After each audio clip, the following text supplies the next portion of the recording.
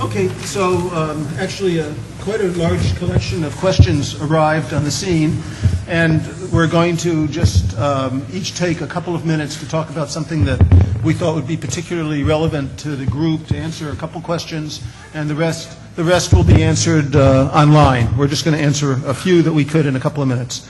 I have two that are like one-line answers, and then I have one I want to talk about a little bit more.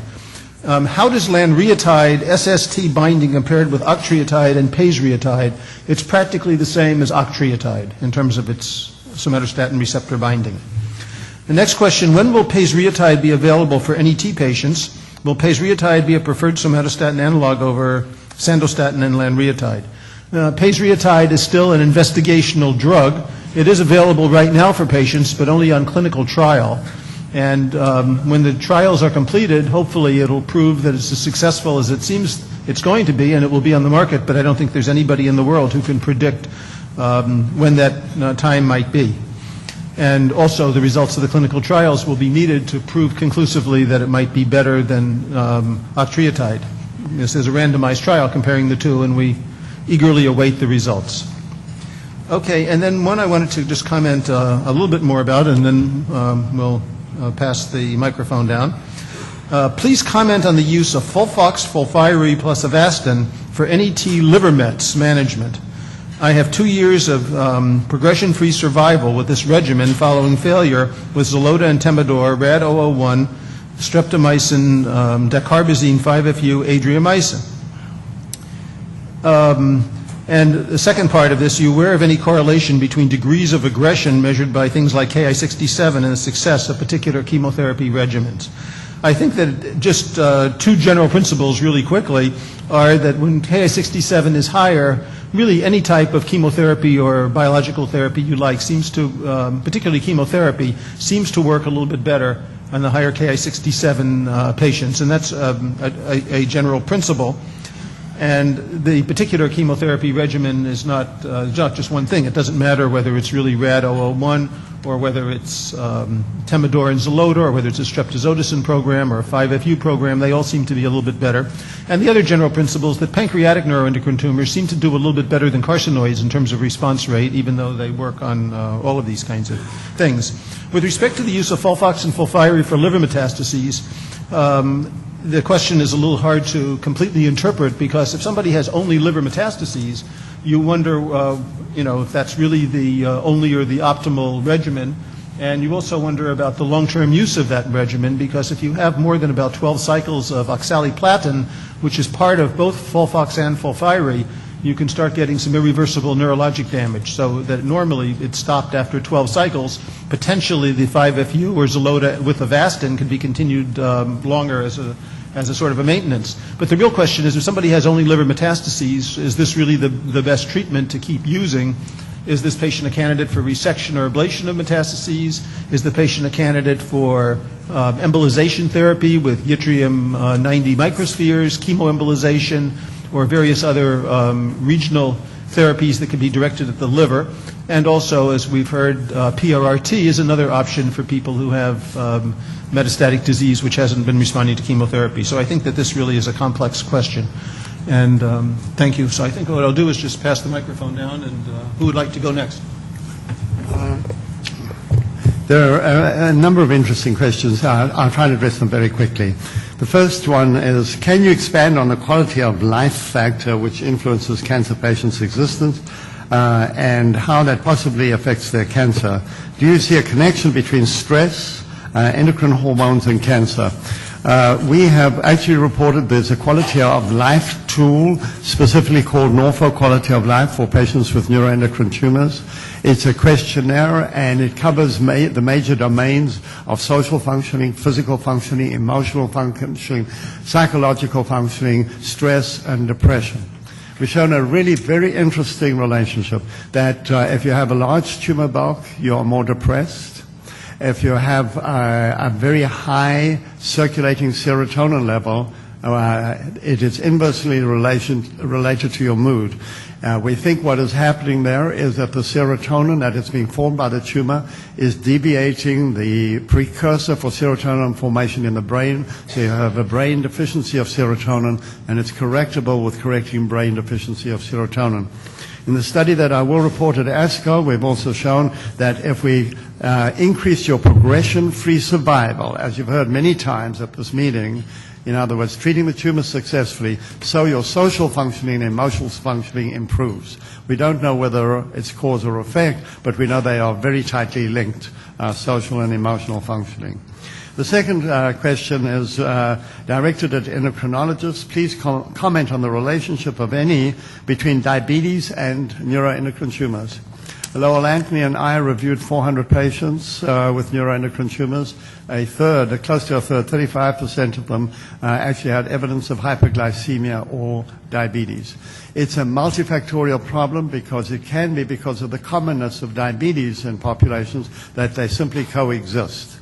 The second reason is that a lot of people are evolving diabetes when they have neuroendocrine tumors. And the third reason is that tumors can make hormones like glucagon and somatostatin, which actually elevate the blood glucose as well. So it's not an easy question to address. We really need to know the answers to those. And then there's one more reason. Tumors today, neuroendocrine tumors, get what is called paraneoplastic syndromes. You make antibodies to different tissues in the body. And one of the places that you can make antibodies to happens to be the pancreatic islet, so you can develop the equivalent of a type 1 diabetes as well. So it's not an easy answer to that. I'm just telling you there are a lot of really interesting new studies emerging about the relationship between diabetes and neuroendocrine tumors as well.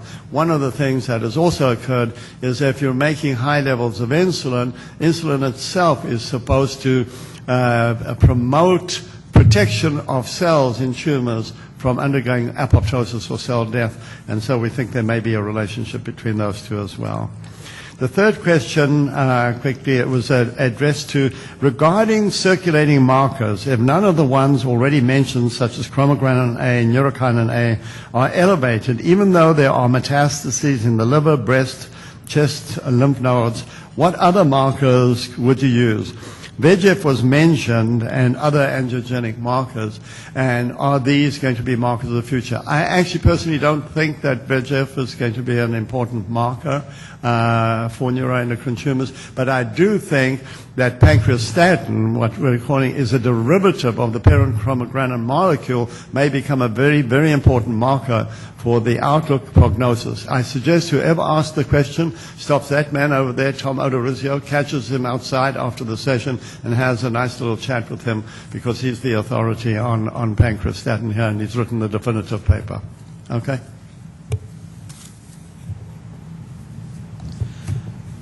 The first question I have here is explain why gallbladder should be removed for a midgut carcinoid when doing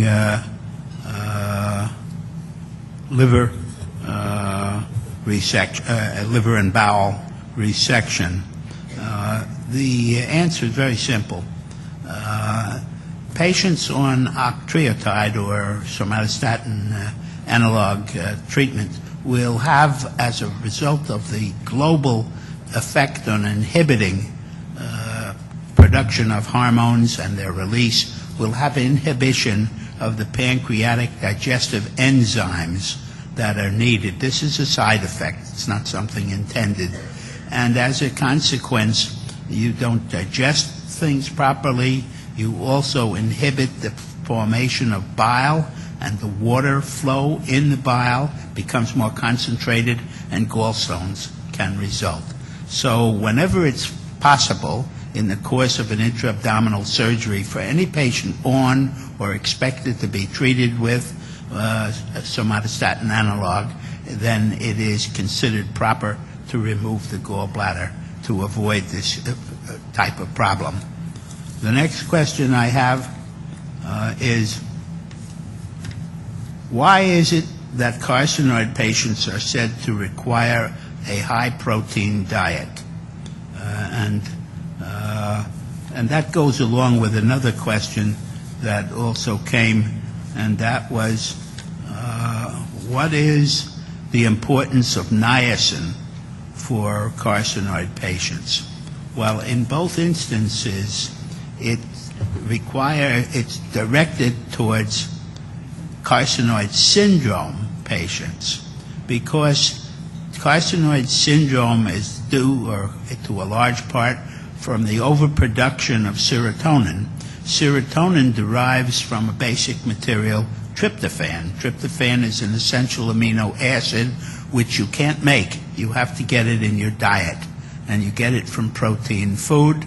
And when you're deficient in tryptophan, because it's being diverted to make serotonin, then you don't make enough body protein, and you don't make niacin, which is also a derivative of tryptophan. And if you don't make niacin, and it's badly enough deficient, you can actually exhibit the disease pellagra. Pellagra has some features that you really don't want superimposed on carcinoid syndrome. For one thing, it makes diarrhea. It makes a skin rash, and you've already got flushing from carcinoid, and it also can cloud your mental function. So it's an easy thing to do to take extra niacin. We even have foods that are fortified with it that we don't realize are added. But anywhere from 50 to 100 milligrams of niacinamide, which shouldn't make you flush, per day, is sufficient. This is a low dose. It's not at all like what's used for lipid disorders, where you're given much higher doses and where it will provoke a flush. It's a different type of flush. That's why niacin, and also the high protein diet, because of the need to replenish the protein that you're not normally making because of the diversion of dietary tryptophan. Now, both of these features are only in application to carcinoid syndrome. The final question I have, which I'll give you a very short answer on, is carcinoid and neuroendocrine tumors genetic? Well, you had a lecture on that, and I'll summarize again the important point.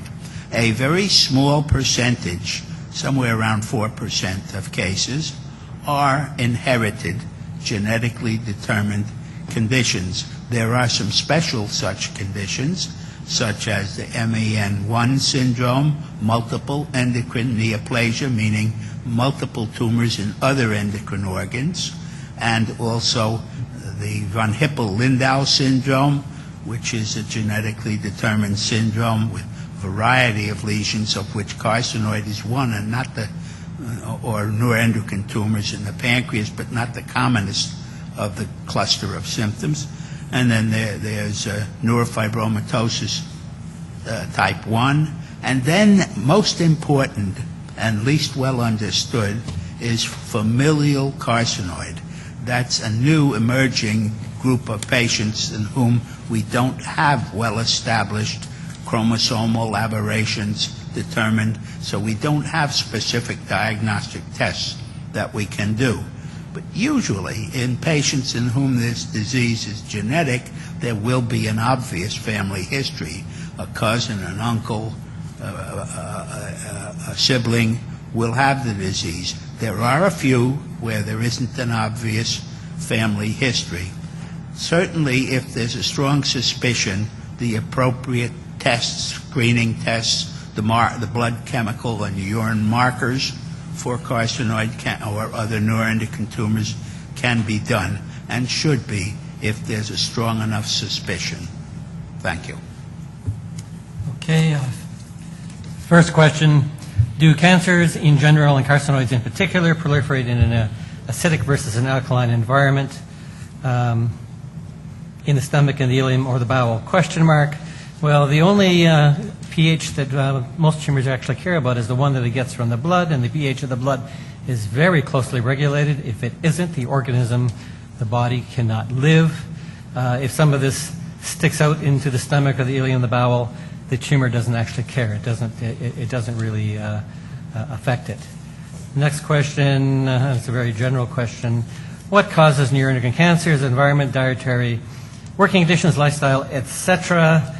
And I think the best way to indicate that this is really a general question about cancer causation, and I think the best way to represent this in a metaphor, the one that I use, is that it's like a lottery where you have to have a change in a DNA, part of a DNA of the cell, and that's like having a matching ticket. But in fact, you have to accumulate a whole number of matching tickets in order for a tumor to arise. Because we live, we get tickets every day, and most of them are matching, and we're okay.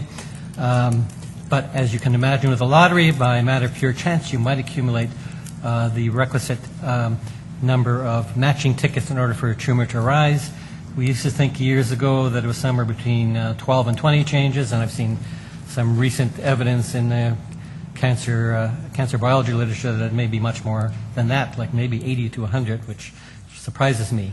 But these tickets can come from any one of these factors. Things in the environment, changes in the diet, toxins you're exposed to in working. It can be related to lifestyles, and it can be accumulation of any or all of them from those parts. It's just a matter of chance as to whether you'll get all the matching numbers. And the last part of this, are the cancers genetically passed on, has just been answered. Finally, what causes a patient to go from a non-functional tumor to a functional tumor? And I think there are several answers to this. The questionnaire, I think, rightly indicates that as metastases to the liver cause it. And for the most part, patients will have a functional, especially carcinoid tumor, when the tumor is metastatic in liver. That's because the tumor in the gastrointestinal tract goes through the circulation, which goes to the liver first, and the liver removes it as best we understand. That means that the hormone going out into the general circulation comes when it has direct access to circulation, most frequently when it's in the liver. So you generally do not get the carcinoid syndrome unless there's liver metastases, with a few exceptions. There may be two other factors that I can think of, and one is that it may produce it in relatively small amounts, and you only get a functional or significant amount of the hormone being put out when it reaches and proliferates to a certain size. And I think I have suspicions that I've seen situations in which tumors are originally non-functional, but something changed in them during the disease. There was a mutation or de-repression of something, and all of a sudden it started producing it. Thank you. Go ahead, you got a mic. Let's see, I have a couple of questions about gallium. If the gallium-68 scans are so much better, why are they not available in the U.S.? Or Canada, in the Americas. I like to think it's because they were waiting for me, but I know that's not true. I think a lot of it has to do with the cutting edge research that's been done in Germany, actually, and they've, they're the leading edge, and we're a little bit behind, but we can catch up relatively quickly. It's a matter of funding as well, too. Don't forget that. And so I'll tell you the truth. I have tried to apply for a couple of grants looking at gallium-68, and I was shot down because I said, oh, well, this has already been done, and, there's too much competition. And I was like, really? There's no one else in the country doing it. So it's maybe a little misconception. I don't know. Any reason to turn down a grant? Yeah, right, exactly. And so what's taking so long? Well, we will try, and maybe, between Iowa and Vanderbilt, we can start to make some headway. And it's just a matter of a couple of people giving it a shot and seeing that it works and taking the risk out of it. And once they see what the real benefits are, if we can apply this to not only neuroendocrine tumors, but maybe also to other endocrine tumors or maybe other types of cancer, there may be a real need for it. And a lot of hospitals are very, very tight. They don't want to invest in this kind of technology until they know it's really proven and can do something for them. And so the other question is, will the gallium-68 scan pick up tumors that are not on the octreotide, that do not have octreotide uptake?